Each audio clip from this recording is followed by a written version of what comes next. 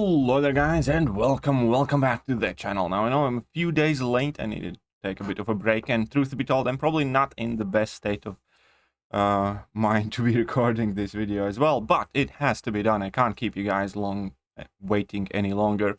So we have done a whole bunch of rankings of 2022 champions, 2021 champions, all MCOC classes, and now it's time for the global list. So here we can see the previous top 15 that I did 6 months ago, and I must say my thoughts on several champions definitely have shifted over time. Some champions will not be in this list, some champions have moved up, some champions have moved down, and before we go any further, I do encourage everybody to remember that this is just the way I see the game. I try to take many different factors in it. I try my best to weed out, my personal opinions, but obviously that's not always possible, no matter how much you try in it.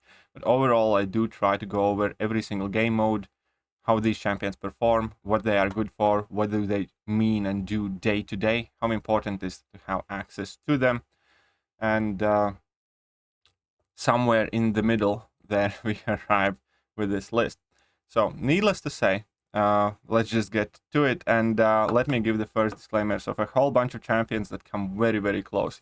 Every time I do these rankings, I want to have extra champion slots. I want to, started with top 10, then we went to top 12, then we went to top 15, and this was no exception. And I really wanted this list to be top 17, top 20, because there are a few champions that I think are very, very close and virtually indistinguishable in their relevance. But since I'm trying to keep to the top 15 format, I'm gonna just give them, a good shout out before we get into all of it. So this time around, for instance, I have not included Magneto, even though I do think it's important to have access to Magneto. I also think as your daily driver, as the daily champion, he's not necessarily, the most important thing to have highly ranked or to chase acquisition of him. I do think that you can always find alternatives to him, or in majority of the cases, but it is definitely, without a doubt, the fact that Magneto is an incredible problem solver in a ton of game modes. It's just that he's not necessarily a champion that you will always want to bring, you will always get to use, or he will always work. And actively Kabam is also trying to kind of counter him these days as well, with the release of new tech champions that basically bypass everything that he does. But obviously, for that to take effect, there will, many years will pass till Kabam has kind of like fully Magneto-proofed, any on all meaningful content, kind of like they did with Blade. That type of thing takes a lot of time, and it's not always even possible. So Magneto is definitely, in any other kind of version of this list, he could easily make it somewhere in between top 10 to top 15. It's just some champions have to kind of be left out of it, and I also wanted to make that list somewhat balanced. And another champion, for instance, is Diablo, who I had actually at spot 15, which I changed the last minute. And I do think Diablo is well close to this list. I do think Diablo is super important champion to have. But again, looking at every single game mode, Diablo overall is a champion that typically appeases to a specific type of player, not to like everybody playing this game. Like, if you don't run Liquid Courage Double Edge, if you don't run Mystic Dispersion, you're probably not too interested in Diablo. And he's definitely not a champion that, majority of the player base typically relies on, even though perhaps he should be. I personally love my Diablo. I'm thinking of giving him my Mystic Awakening gem because I do think he's worth it, and his sig ability is also quite awesome. And I do think there is a ton of uses for him. And again, as I said, he was previously placed on spot number 15. Another champion that I'm a bit sad not to include in this list at the moment is going to be Corvus. I do think Corvus still holds a tremendous amount of value, but as I described in the Cosmic ranking video, I do think Corvus went from the champion that you could just bring in any quest on any lane and kind of blitz through it, to a champion that you need to pick and choose much more carefully. Where do you use him? I do think that obviously the rise of Hercules has kind of hurt his popularity, because a lot of AQ usage has gone from Corvus to Hercules. And overall, I do think he's an incredible champion, especially if you have access to Liquid Courage Double Edge. But again, the demotion decrease in these rankings to Corvus has gone largely because of that reason, where when he came out and Act 5 power levels were higher in terms of opponents' health to where they are now. Kabam specifically reduced the attack and health scaling of 6 stars, where 6 stars scale the worst of all champions, where typically each rank increases your attack and health by 30-40%. Was on 6 stars it only increases by 16, 18, 14% based on which rank, aside from rank 1 to 2. Everything past that has been kind of like slowed down drastically. And as a result of that, obviously, you do have to be more careful where you can bring in Corvus, because the initial 20 charges will virtually never be enough unless there is a node. There are plenty of content where you do see these nodes that do give cosmic champions increased damage, or do you see just generic kind of like fury boosts. For instance, on Foresight, whenever you intercept, you get 200% attack bonus, and in those fights, Corvus manages. And obviously, he's still very capable in Alliance Quest. It's just, again, he has gone from being an absolute demolition machine, because he could handle virtually any quest, any lane that directly didn't counter him. He has gone to a champion that you need to find suitable lanes, suitable matchups. Cap Infinity War is another champion that I think is absolutely amazing. I think puts in one of the most amount of work throughout the entire game. He's always reliable. He's always kind of consistent. He's not gonna be the sparks and fireworks type of champion. I still think that he has the most potential heal reversal in the game, especially if you properly, obviously, synergize him up. There are incredible upsides of having Cap Infinity War ranked up and at your disposal. Similarly, I do think Spider-Man 2099, again, as I explained in his own individual ranking, do think he has tremendous value, but he's one of those champions that I do think Alliance War, he's up there. Everywhere else, he is significantly lower than, many of the champions on this list, which is, the primary reason why I did not put him in top 15, because if you're looking at overall every single game mode, then, Alliance War is where he dominates, which is a very important aspect of this game, but then the rest of the game modes is nowhere near as needed or as vital. Part of it is because of his squishiness, part of it is because of his damage, part of it is just because typically you do have better alternatives. But overall, specifically, as a champion, he's still great. Even if he's not the best for something, he's going to be, very useful in many different situations, especially if you synergize him up with Wither, that enables you to take a lot of the crazy hard nodes much easier. So I do think there's a ton of value in that as well. And he's amazing champion. And then perhaps the champion that I felt most painful not including in this list, especially because I did before, and that is Moleman. It's not because I think any less of Moleman than I did before. It's just that I think we have had several champions rise who are arguably maybe slightly more important. But Moleman is one of those champions who's definitely very close and would have been in spot number 16 most likely, or even I could maybe swap him around, because he's obviously good for Battlegrounds, he's good for Alliance War. I have personally, I remember using him in map 7 when I still played map 7. He's great for questing scenarios, and in general, overall, across the game, I do think he carries a ton of significance, and this is probably, the most painful champion for me personally to exclude, because I absolutely love that champion, and I do think he's amazing. And the last couple ones are going to be Ultron and Omega Sentinel. I think both of them are very close as well. With Omega Sentinel, I want to see how the game goes slightly further. I want to see where she is getting her popularity, because we all know there are going to be plenty of Omega Sentinels ranked up. I want to see how, whether she becomes popular AQ, AW champion, problem-solving champion. What is she exactly going to be used for, mainly? And Ultron is just another destruction machine these days. Go and run through content. One of my favorite questing champions and stuff like Act 7 and so on. So an absolute beast. Right, let's get to the top 15 finally then. Now that I have revealed the champions that have been excluded here. On Claire is worth mentioning as well. Claire's always one of those champions that dance on the edge. So Black Widow Clairvoyant definitely. It's also there, but let's go on spot number 15, and at the moment I'm going to put that as Hyperion. I think Hyperion has definitely proved that he has aged extremely well with his addition as a 6-star, he is making impact, perhaps not as big of an impact as I initially thought he could be, because there is still that RNG aspect to him as a champion, and obviously we are primarily in the game modes where we have these options of choices, always going for the best option, the most effective, the safest option, no RNG if possible, and things like that, which quite often, you know, discourages people from using him, for instance, in Alliance War, hence he's not the most popular Alliance War champion. I do think he's perfectly fine to use for Alliance Quest, but I would be lying if I said he's the most popular Alliance Quest champion. But Hyperion always has had that characteristic of a workhorse donkey.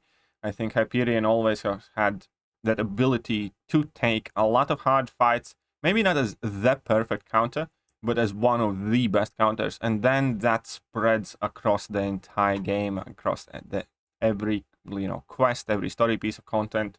And that was kind of like well proved, I think, in Battlegrounds, where Hyperion immediately got immensely powerful because he can be very, very risky defender to go up against, and he had just a ton of solutions against, you know, most of the nodes that needed countering. He could counter, whether that be Safeguard with his level 1s and Incinerates, whether it be Masochism just by overpowering it, spamming Incinerates and then getting a ton of Furies, whether it be a whole bunch of different things. Obviously, with Power Snuck, he did kind of struggle, and he was primarily a defender.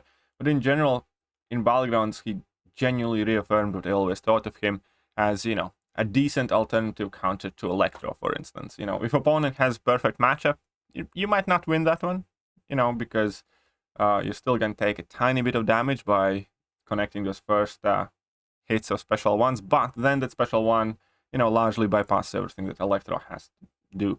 He has still access to armor break and insane amounts of extra power. He's definitely one of the champions that makes himself work in situations and when he perhaps shouldn't. And overall, I think he definitely offers a ton of flexibility, and especially for smaller accounts, I think Hyperion is a super important champion to have access to, for reasons that I mentioned.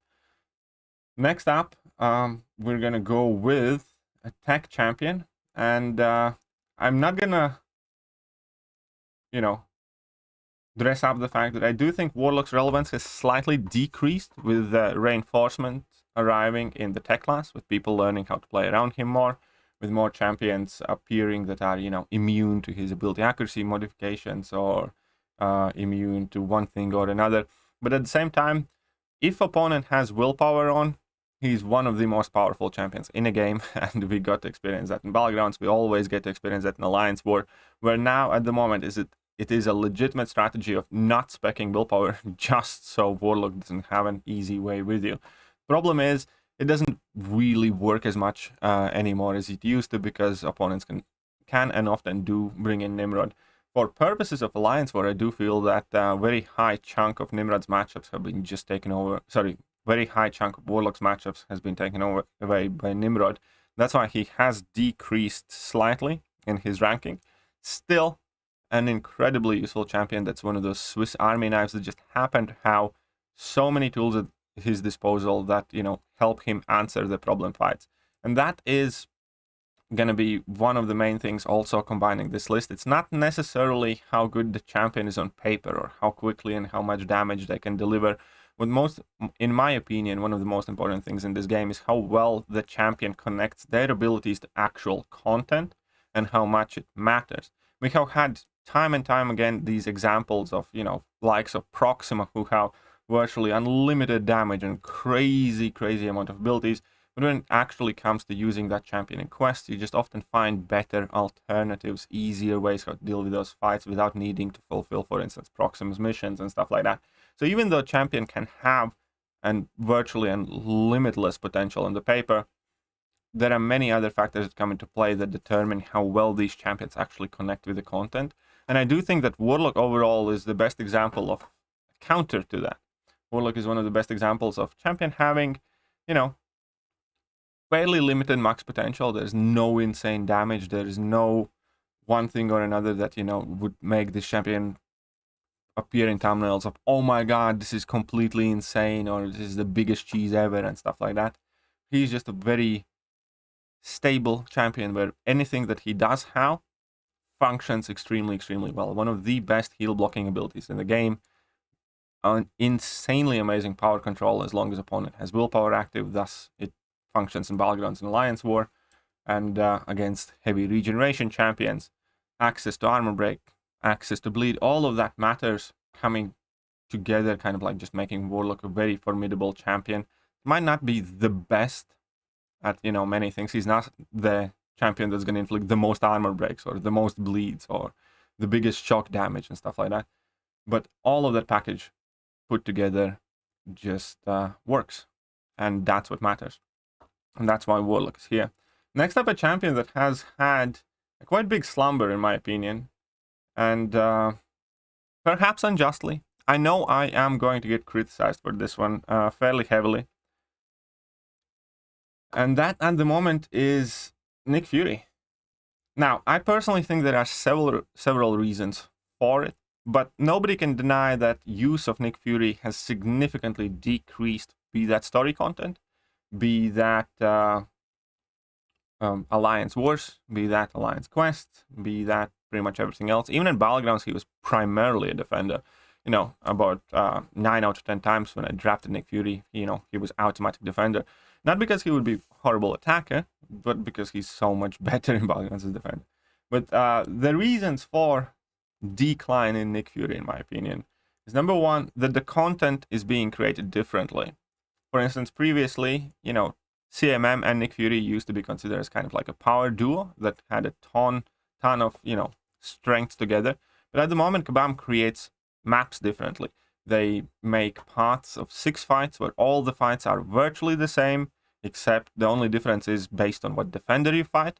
And because of that, you are always required to have like specific abilities. For instance, you know, whether you have some sort of paradox ability that increases damage over time.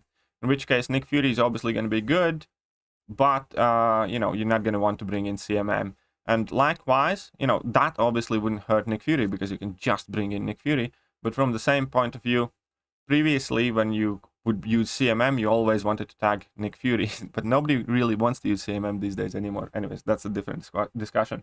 But the point is, if the nodes will require, for instance, something like Caustic Temper, where you have to be poison immune and access to Fury, then Nick Fury is pointless.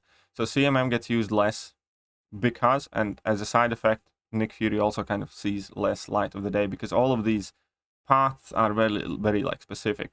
And perhaps the biggest thing that also has slowed down Nick Fury, well, one of the other remaining ones, would be the fact that Quake is not available as a 6-star.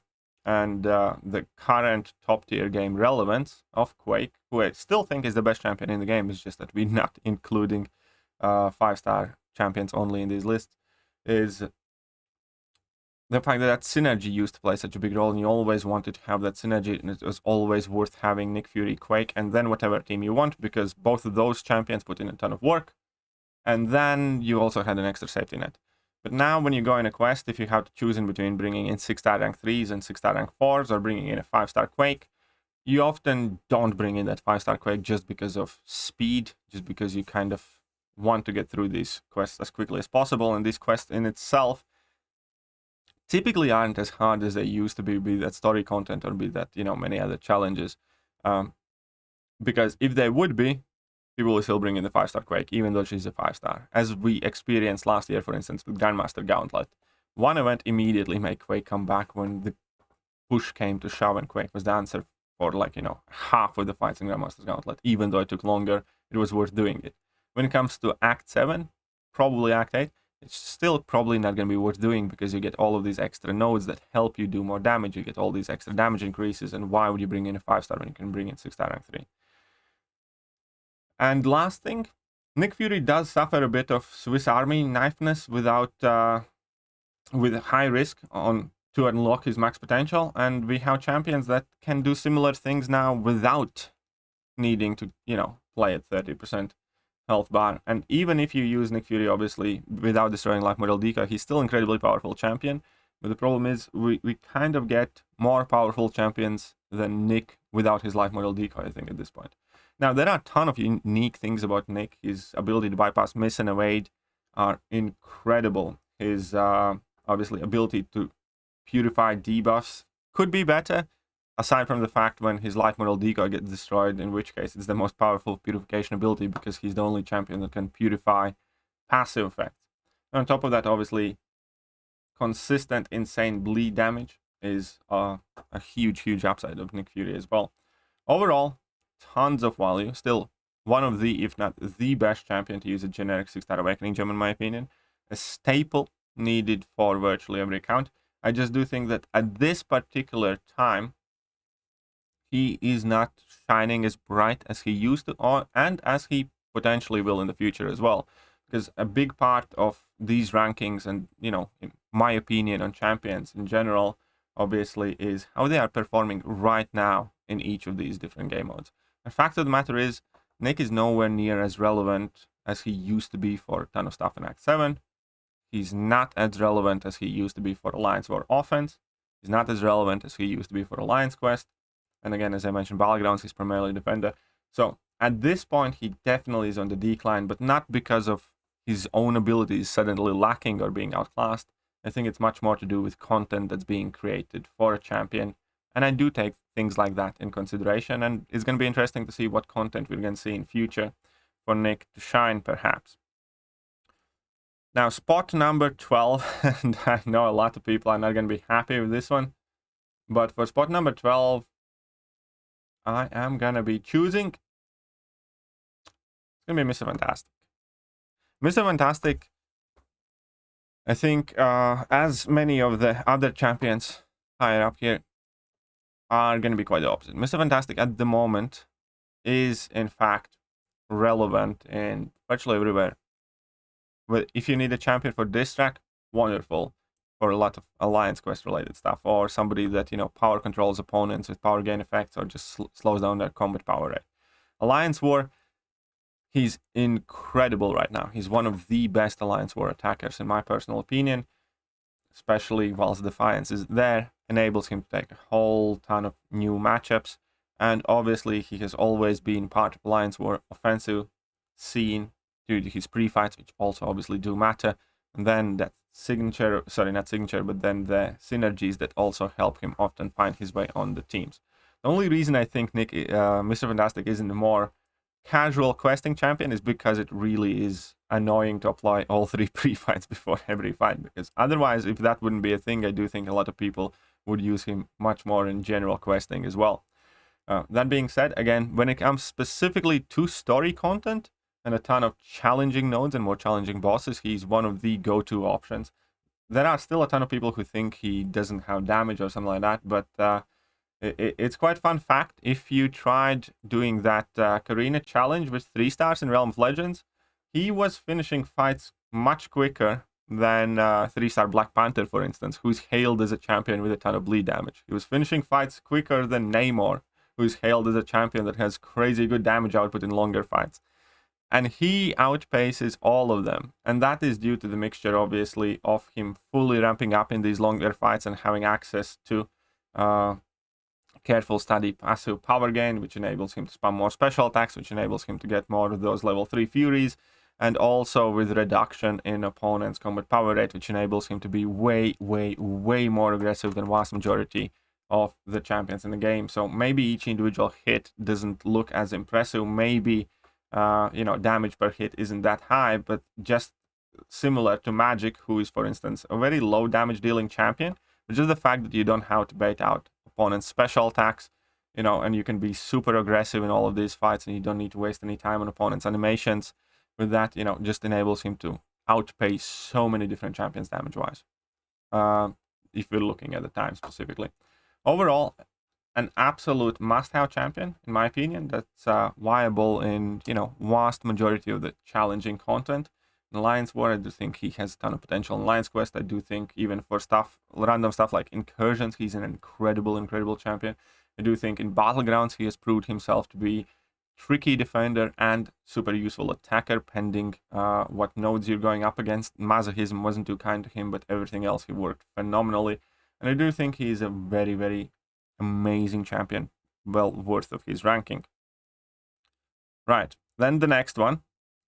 Next champion is going to be somebody who, in my personal opinion, shot past Warlock at this moment. Somebody that I do have at rank 4, and is probably the rank 4 that I'm overall the happiest with, perhaps with the exception of Hercules. And that's Nimrod. Now, Nimrod does have that Human Torch quality, where if you go up against Mutant Champion, the fight is virtually unfair.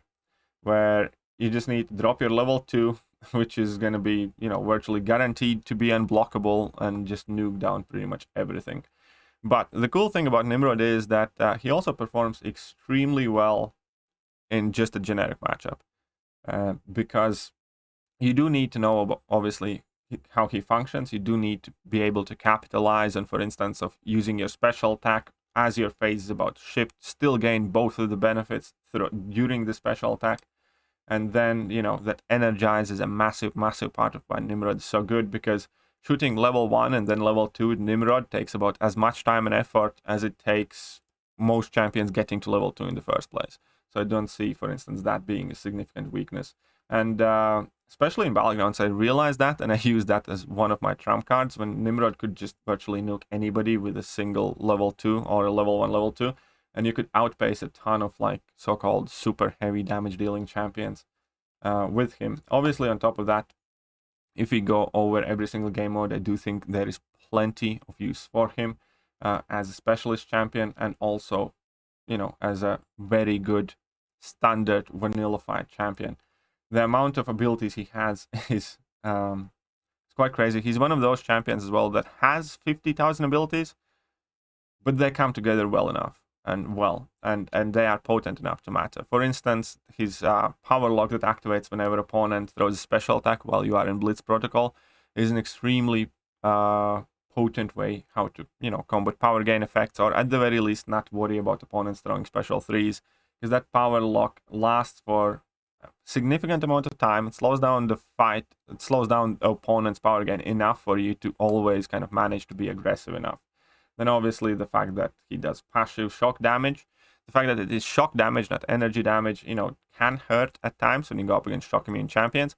But even if you do, then you still have level 3 that is capable of delivering incredible amount of damage against shock immune champions specifically. So I do think Nimrod is at the moment just battling his way through the rankings. I wouldn't be surprised if in future he ends up being even higher. Just like a lot of champions, you know, when they come out, we know they're good, but as the game carries on, more content comes out, we're going like, holy crap, he's good. And I think, you know, that kind of situation right now is happening with Nimrod, where anybody who has Nimrod, who has ranked him up, as far as I have heard, has been utterly impressed with his capability of just destroying content. Spot number 10, oldie yet goldie. Spot number 10 is going to go to Archangel. I don't think I need to comment more or long on Archangel. He's just a champion that, when he works, he's always one of the best options, be that nuking down, be that heal blocking, be that reducing opponent's ability accuracy, which makes him incredibly useful. A lot of people like to make false comparisons to Archangel, especially with these plasma champions. You know, oh, Wiccan is going to be kind of like new Archangel, or, you know, who else? Silver Centurion is kind of like Archangel, combining these two debuffs. Well, you know, the similarity is there with combining two debuffs into a new type of debuff. But that's about where it ends, because all of these other champions can maybe battle with some ability accuracy stuff somewhere, but Archangel just shuts it down in the bud. And that's, you know, the biggest thing about Archangel. Ton of damage and no abilities for opponent. And, you know, Wiccan, I suppose, is the closest one that comes, you know, with Neutralize. But again, that is just stopping a small subset of abilities. Archangel just shuts down all of it. And, being so simple, but so effective, is again what allows him to place always as high. And I don't think he's going to go anywhere. It's just, he's a champion that works, does exactly what he's needed. And, you know, you don't expect the world from him, but at the same time, he delivers it to you, especially with some good RNG at times. That's the only downside of Archangel, in fact, in my opinion, is that, you know, he's still somewhat RNG reliant. Because we all have had those Archangel fights where you drop 3 heavy attacks, opponent doesn't even get a single bleed. And, you know, very rarely it can ruin a fight. But most of the time, eventually that RNG catches up. And once you get going, opponent gets down anyways. It's just, you know, slightly more annoying initially and slightly slower. But yeah, so here we are. I do think Archangel at the moment is in spot number 10. So that's already an incredible high bar for everybody above spot number 10, right? And in spot number 9, at the moment, I'm going to be placing Tigra. I think Tigra is overall going from strength to strength to strength. Everywhere where she works, she's always considered to be one of the most effective, one of the most dangerous counters. She does have very high learning curve.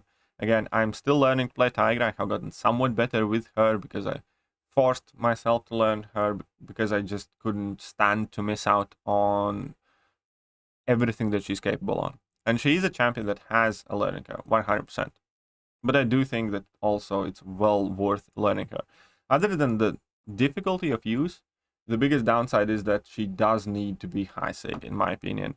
Because otherwise you would lose a ton of reasons why people would want to rank her in the first place.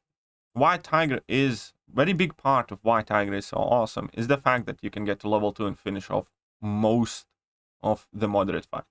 And getting to level 2 is very quick thanks to her Hunter's Sense, where you gain extra power. So compared to any other champion, you know, that requires you to do level 2 nuke, she doesn't have to do any special attacks beforehand. Like for instance with Guardian, you need like level 1, and level 2, or level 3 and level 2 or something. Tigra just needs that level 2 for very comparable results. And if you have her unawakened, then you effectively downgrade her to those same conditions, where you either need to throw 2 level 1s or a level 3 before you can nuke down the opponent. And very large chunk of the fights where you ideally want to use Tigra are the fights where you can nuke the opponent down with level 2, and you know that level 2 often brings you back close to another bar of power, and the fights just finish very, very quickly. And I know a lot of people defend unduped Tigra, and that everybody is entitled to their own opinion. I definitely don't. I do think she needs to be high sig to be worth ranking up. I'd 100% prefer 5-star Sig 200 Tiger over 6-star Sig 20 Tiger, for instance. 6-star rank 3 Sig 20 Tiger. Because, you know, the 5-star will finish the fight out way quicker in virtually every situation aside from like Labyrinth and Abyss. Other than that, what makes her so deadly is potentially the best use of Neutralize, where you completely shut down opponent's buffs with a very unique playstyle and insane amount of damage and quite high power gain. She's just that powerful. She's just that good. You know, I know some Tiger players who, when they can use Tiger in AQ, but obviously she's not typically the AQ champion. She's not the most sustainable and tanky champion. But when you need answers for difficult bosses, when you need some quick path clears, when you need Alliance War nukes, she's, you know, the go-to champion right now. Also one of the auto bans in Battlegrounds for a ton of people. If I see opponent with a super high Sig Tigra, I always, you know, assume that they know how to use her well enough to ban her immediately. Right. Spot number 8 at the moment is going to go to... Where is that little lava lamp? CGR. Again, a champion that initially I was much more cautious about, much more skeptical, because he does have a lot of weaknesses, a lot of things that stop him, a lot of things that hinder him, a lot of champions that prevent you from using him to the fullest. And that is exactly what you want this champion for.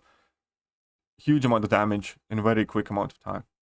Another example of a champion whose worth is largely determined by the fact that he gets to that level 2 and that level 2 nuke quicker than most other champions do, and you do not have to do anything extra. So in a sense, he's very, very similar to Tigra, just easier to use, much more friendly, but also at the same time, I do think he has many more conditions. But all of those theoretical weaknesses, just like I before explained with theoretical strengths with, you know, Proxima and her insane damage and insane utility on shutting out opponents' abilities and blocking all that stuff, all of those theoretical weaknesses don't matter if there is a ton of content where he does shine, where he does provide, you know, the best answer to a problem that you're solving. And that is what he has done. He has kind of muted my concerns of him, because, you know, you do need to be able to finish 5-hit combos, and you do need to be able to throw them freely, which again is always a problem if opponents are evading or there is some miss abilities involved and stuff like that. You do need to have fully free access to your special attacks. Any nodes that mess with your special attacks can absolutely ruin this champion, make him into a Groot. You do need to be able to finish your 5 judgment cycles without ability accuracy reduction things. Otherwise, you again end up with pretty much a Groot in a longer term fight. You do need to be able to stick your debuffs and keep your buffs, which again, there are tons of champions and on nodes that prevent you from doing that.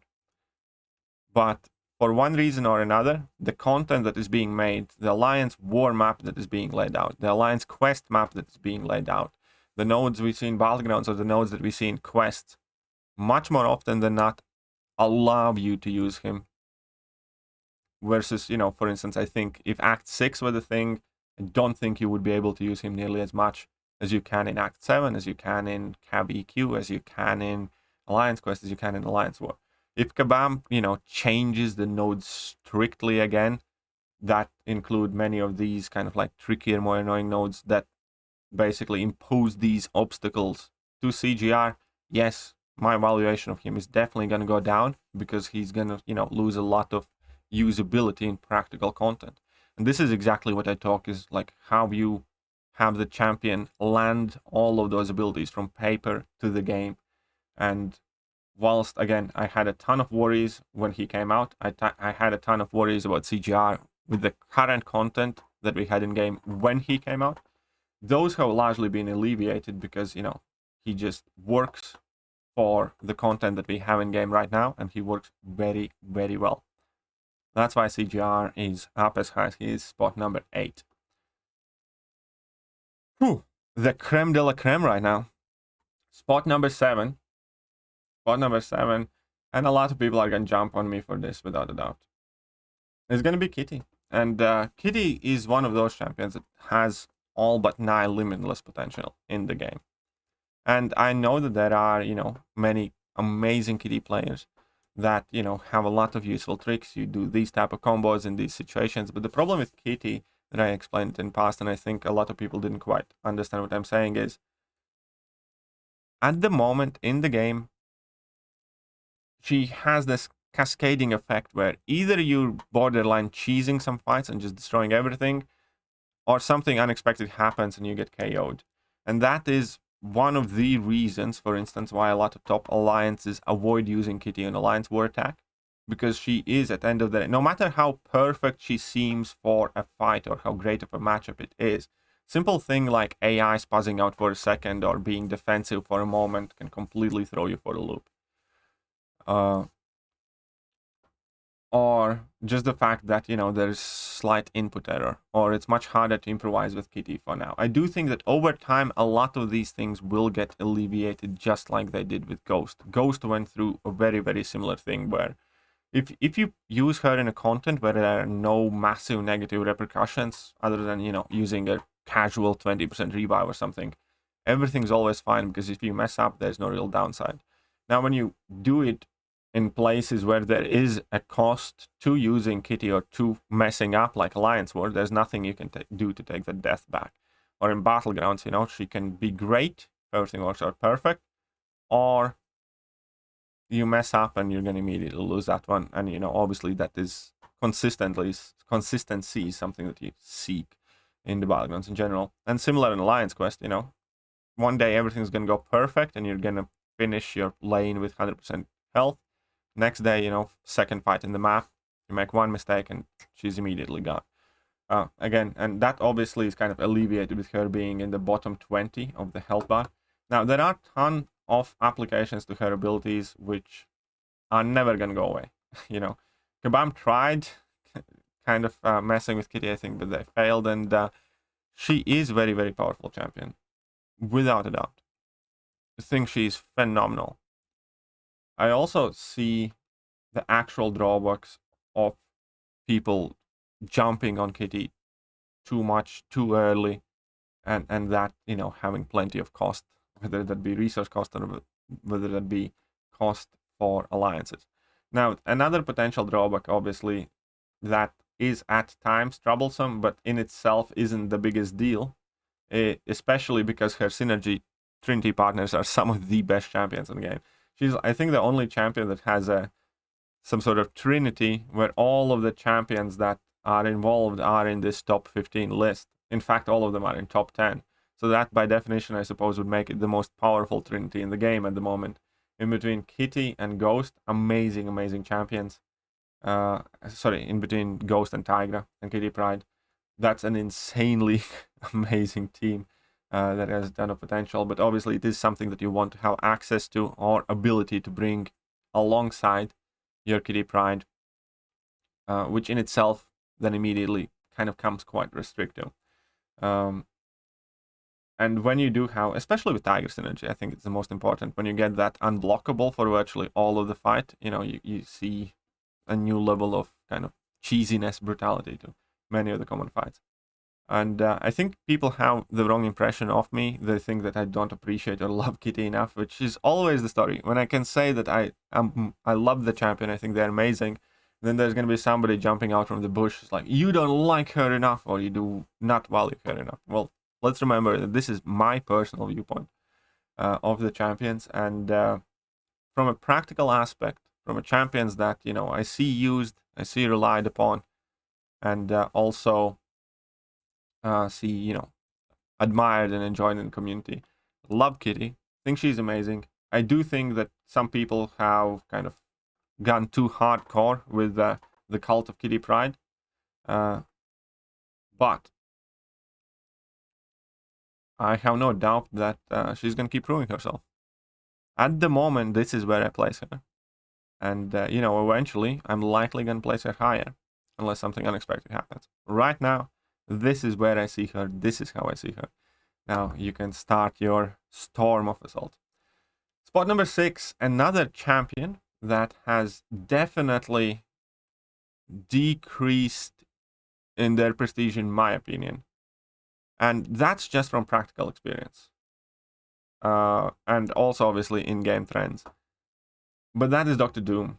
I do think Dr. Doom is still the best Mystic. I do think Dr. Doom is about as powerful as you can make a classic Mystic champion without going bonkers. I do think this is about as OP of a champion as you can make within the archetype that's needed without being, you know, absolutely broken.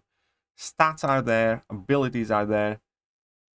The problem here is that he's a Mystic. If we had this version of a champion as virtually any other class, with those class strengths and archetypes, I do think, again, overall, he would be more powerful than he is right now. Dr. Doom is the best Mystic, the quintessential Mystic. The problem is that I think Kabam has put Mystics in too tight of a box. That also means that you don't want to use them unless you kind of have to. Unless, you know, there are specific things that you need Mystic Champion for. With the exception of Tiger and a couple of other newer Mystic Champions that are kind of trying to fight for your daily driver spaces, for your casual questing champion spaces. Mystic class in general is a fairly niche class compared to virtually all of the other champions, which again kind of like limits their usability. And I noticed myself that Dr. Doom was one of my first rank 4s. He's also one of my least used rank 4s. It's just because you don't need these Mystic qualities in, you know, vast majority of the cases.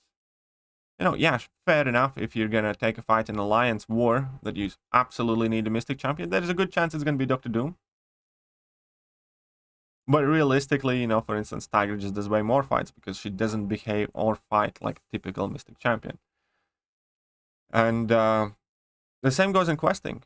He's one of my least used champions, and that is to do with the fact that he does have his rotation, which is extremely powerful, which puts opponents in a loop. But we, as a player base, are quite spoiled. Why would you want to drop level 1 to get level 3 to drop a level 2 if you can just, I don't know, bring Ghost or Kitty and Omega Red and drop level 2 and kill the opponents? We don't. And that is kind of like the thing that Mystic champions are struggling with. I do think that Dr. Doom is the best Mystic champion. I'm not meaning that a Mystic that Kabam will ever make, but I mean it as a champion that fits every class stereotype from the Mystic class. His buff control, his power control, he has, you know, specific rotations, benefits from MD when need be, can play kind of without it well enough as well.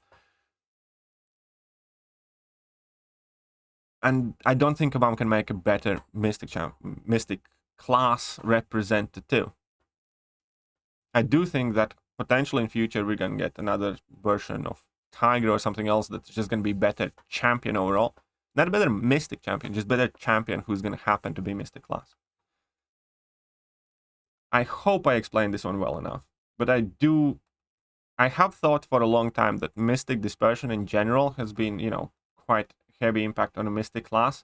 And, you know, it's awesome to have Mystic Dispersion, but I think without Mystic Dispersion mastery, Mystic class might have been better off if Kabam would let them wander off with more different and unique abilities, which again, to the benefit of Tiger and, you know, a few other champions like potentially Diablo is kind of a good example of where you do not need to have a specific kind of like necessity for Mystic champion for you to want to use that champion.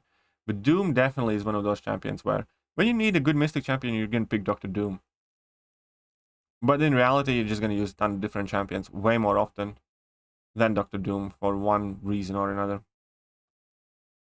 So there we are. I am putting Dr. Doom in spot number 6. It's relegation, quite significant relegation.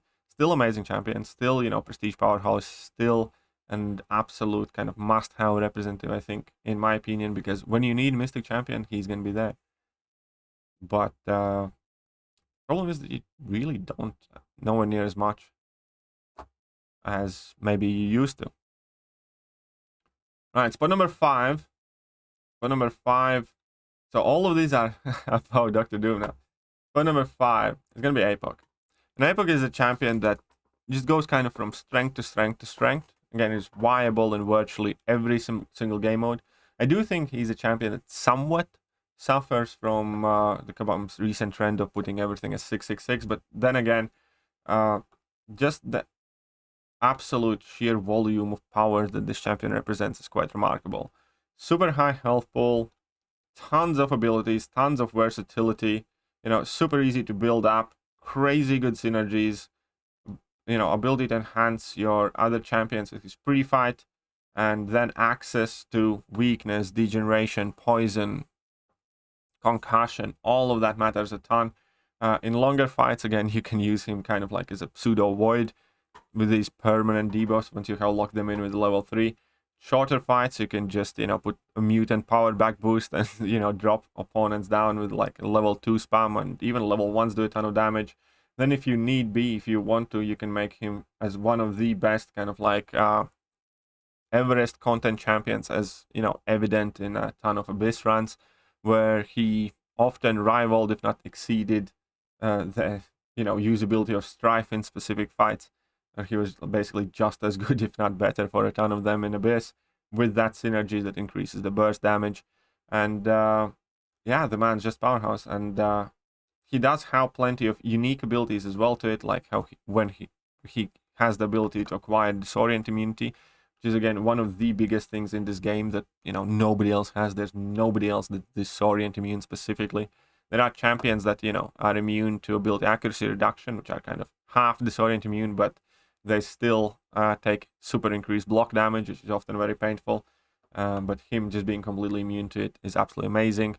Then obviously if you're running Liquid Courage Double Edge, that bleed immunity triggering can be super useful. Access to bleed as well on top of all of that, and all of the corresponding impacts that come from it. He definitely took Mutant class up a notch. I don't think Mutant class would I don't, if there was no Apocalypse in the game, I don't think Mutant class would be considered to be the best class in the game. I'll put it like that. And that is largely because of him, because of again, all the applications that this guy can have via enhancing teammates, just via synergies, if need be Horseman ability, which I do personally think is overrated, but can come in handy, definitely. And then obviously just the sheer impact of this lad himself. He's a powerhouse in the game. Simple. Spot number 4.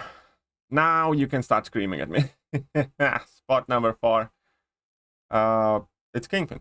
It's Kingpin. And again, it just stems from result-driven valuation.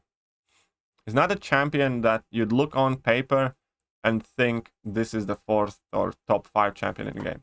He really isn't. Similarly, how you wouldn't and didn't initially look at Warlock that way.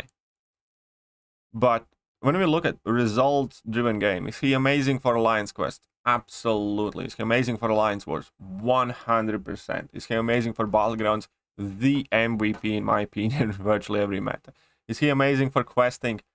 Yes, sir. Is he amazing for virtually every single game piece content that exists right now? Yes. That's it. It doesn't have to have 200 million special attack. It doesn't have to have 100 billion different abilities. None of that's needed. None of that matters. When you play the game, what are the best options? What are the most capable champions? Kingpin is that. Kingpin is quite simply one of those champions that put in work in every single game mode. Everybody who has ranked up Kingpin uses him. Nobody has complained about ranking up Kingpin. Why? Because he puts in work in virtually every game mode and is one of the standouts. On top of that, his own abilities basically make sure that happens. I don't think that the Hood and Joe Fixit synergy is like all that important. And that was one big thing initially which we underestimated about Kingpin, that you'd need to have synergy in order to have that proper purification. Well, the thing that we managed to kind of overlook or ignore is the fact that when you reach 8 debuffs, counting together with your rage, you purify all debuffs anyways. So the best thing this synergy does is just, you know, makes you purify slightly faster. That's about it, right? Especially if you go for like level 2 rotation, there's virtually no need for this because you'd be triggering all of the overpowers consistently all the time anyways. And if he's decent sig, I do think if he's unduped, then the synergy is kind of more important, but you know, that's another thing. But perhaps most important synergy, and that offers incredible amount of power, is this Mr. Sinister synergy. I think it is one of the most potent synergies in the game, combined with how powerful Kingpin right now is, and it adds another level on top of the fights that he can do. He's insanely amazing without it, but when you combine this synergy with Kingpin, then again, he just kind of raises another level above. And there are a lot of people who consistently, you know, come to my stream say, I don't understand why Kingpin is that good, why he's so amazing. And, you know, the easy answer there is just rank him and use him. If there is ever time to trust in anybody's opinion or any recommendation to rank up a champion, it's Kingpin. You don't need to be a skilled player to benefit from him. You don't need to know super mega special things about him. Only thing, you know, you need to figure out is when to use level 1 and when to use level 2. That's it. The level 1 hides majority of his utility, which is very good because it's level 1 and it's quite easy to get to with his increased combat power rate especially.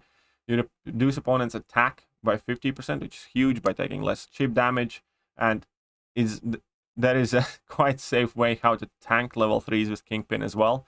If you have a couple of degenerations on, if you throw heavy attack, you can, you know, tank a special 3 from a big boss by taking like 5% or 10% damage and then regen it back. So Kingpin can actually tank level 3s quite effectively too. But also the defensive ability accuracy just bypasses so much stuff and lets you work around so many things. Obviously, easy access to unstoppables with his heavies or level 2 and all of the furies and overpower buffs, everything else that he gets. It just works. It does not need to have a million abilities that look the most impressive. That's what I'm trying to say. He's, at the moment in the game, I think, the champion that has one of the best connections of his abilities from paper to the game. When there is a nasty node combination, chances are Kingpin's going to be one of the best, if not the best option for that. That's it. He just puts in work in every game mode. Right, let's move on to spot number 3. And spot number 3 is going to go to Human Torch. Very simple. Human Torch, I know this video is nearly an hour long already, and I don't want to spend too much time explaining why Human Torch is so good. I'm just going to refer to the point that I made in science class ranking video. There's a very good reason why he was basically an auto ban in Battlegrounds. By far the most banned champion in Battlegrounds, and also in Alliance Wars. That is, you know, in my opinion, quite a literal definition of acknowledgement of power. If every team, if every player understands that Human Torch is going to wreck you when you see him opposing you, whether that be in Alliance War opposing your defense, or whether it be in Battlegrounds opposing your placement, and you know that you're likely not going to be able to beat the speed or the, just the threat that he represents, then that's how you know a champion is powerful. And yes, obviously there are other factors for separate champions that we're going to discuss later why they might overtake it, but in general, you just know if you need a problem solving that Human Torch can solve, that he's going to be the best option. If you need to deal with like an energy damage type champion that, Human Torch can take, he's going to be the best champion to take that fight. If you need to deal with a Mystic champion that Human Torch can take, that, more often than not, he's going to be the best option. Only gets, more powerful the longer, the stronger opponents are. And on top of all of that, if that wasn't enough, that Null Flame, that absolutely nobody's immune to, and enable him to perform very well against random matchups against champions that are Incinerate immune, is another huge thing. He doesn't have million abilities. Effectively, what he does is he mitigates / reverses healing, but he's not even best at that. What he does is he does damage. That's about it. Is that a champion that doesn't have million abilities, but the things that he does have are just extremely powerful. And that's where Human Torch is now. Spot number 3 overall in the game, in my opinion. Super important rank up to have. Spot number 2 is still gonna go to Hercules. Where is that? Son of Zeus. I'm blind. There we go. Here's the man bun. Right. So Hercules, champion for the laziest, the fattest, the I don't want to read anythingest players in the game. Champion that forces you to ask a question. Can I use Hercules for this fight? Okay. And then you don't care about anything else. And that's how he operates. Yes, he's a ramp-up champion, but on the bright side, he's a ramp-up champion that can be max ramped in each individual fight, and that it doesn't take so long. It does add additional stress to using Hercules, but, Infuriate kind of helps with that. The fact that you can just spam heavy attacks also helps with that to ramp him up. And overall, again, a champion that flawlessly connects his potential to the actual game. People use him in Alliance War attack when he isn't banned. People use him for Alliance Quest daily as, the new Alliance Quest king. In fact, specifically for Alliance Quest, there's no better champion.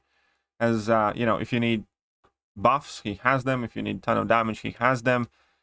And even in many situations where he shouldn't work, he still does because of his immortality, because you can just cheese through the fights. Then obviously in Act 7, we still saw more of his power of convenience with being able to stun lock with his guaranteed stun on level 2s. He has ability to bypass miss or auto block effects, because being unblockable for half of the fights is not good enough apparently. And, need be, he has that indestructible and stun immunity and plenty of other stuff going on for him. He's great without Liquid Courage Double Edge, insane with Liquid Courage Double Edge. And in my opinion, just a champion that virtually every account should have access to, and every account is significantly better for having access to Hercules. So what's better than that, you ask me? And I still personally believe that Ghost is overall the most capable champion in a game.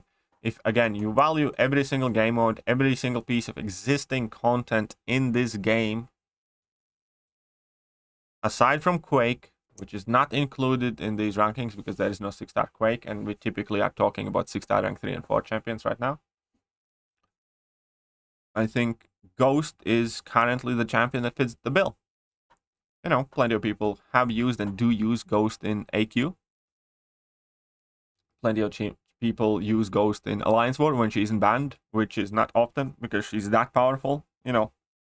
One of the default bans in Alliance War for most teams. One of the best attackers for Battlegrounds as well, even without Liquid Courage Double Edge active, because, those level 2s with guaranteed crits still do a ton of damage. And one of the best questing champions with her guaranteed crits, ability to bypass miss, and the unique ability of turning every damage over time effect into huge fury. Obviously, then she has synergies, which makes her either easier to use or unlocks, new heights in terms of utility, which is, tanking any and all damage whilst phasing, which is something Kitty can do as well. However, I do think it's kind of easier to stay phased for longer with Ghost, especially because you do not have to worry about throwing your special attacks and not being able to phase afterwards. That would be like the biggest difference there. But overall, I do think at this point, Ghost is already considered a fairly simple champion that does fairly few things, but does them extremely, extremely well. And obviously, when we get to face specific nodes like Biohazard, Energy Adoption, then she's the best kind of like destruction machine.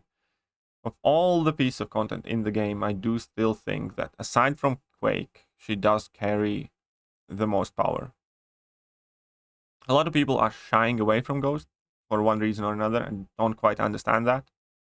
And the reason for me, personally, for instance, in reduction of using Ghost, and I can be 100% truthful here, I have been using Ghost less in last year or 2 years than previously, but that is because she's too good. Like when I stream, for a really long time, there was a legitimate criticism. It was like, how about us without Ghost? Or, oh, you wouldn't be able to do that if you didn't have Ghost and stuff like that. And that kind of like stuck to me. So I do consider champions like Quake, Ghost, Hercules, the other champions in a category of where I don't necessarily want to use them unless I really have to, because I do think they're borderline unfair. I really do think that Ghost is, an unfair champion in this game. He makes a lot of fights in this game, rudimentary. And, I often just choose to try different champions, to play around with different champions. When push comes to shove in a ton of these contents, then, Ghost is just that goddamn powerful. So here we are. I still think Ghost is the strongest champion in the game that's available as a 6-star. And now we can go and reveal the list so I can compare side by side. You can agree to it, you can disagree to it, you can fight and argue with it, and all of that's fine. And remember this, if you see the game differently, it's perfectly fine. That's brilliant. Each and every single one of us are individuals. I don't have to believe everything you believe. You do not have to believe everything I believe. This entire video, this entire list, these ranking series are merely representation of what I value in the game, what I see in the game happening, where I place these champions based on my experience in top tier wars, based on my experience playing highest maps of Alliance Quest, based on my experience clearing every single piece of content in the game, Abyss, Labyrinth, all the variants, everything else, all the story content, all the Grandmaster Gauntless challenges, so on and so forth. And also looking around, seeing, what other teams, what other players do.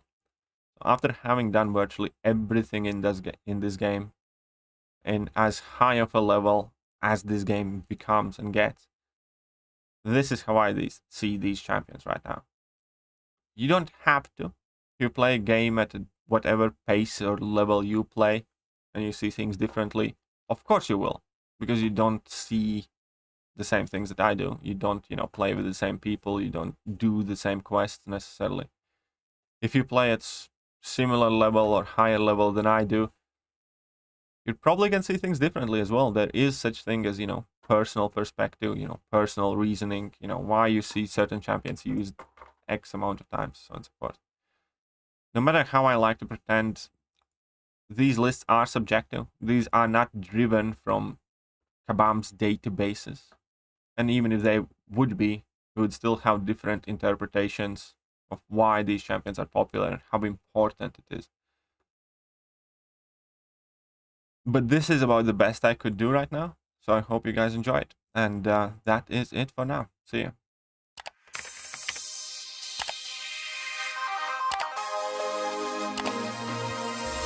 Hello there guys, and welcome back to the channel. So we have all the information about the next month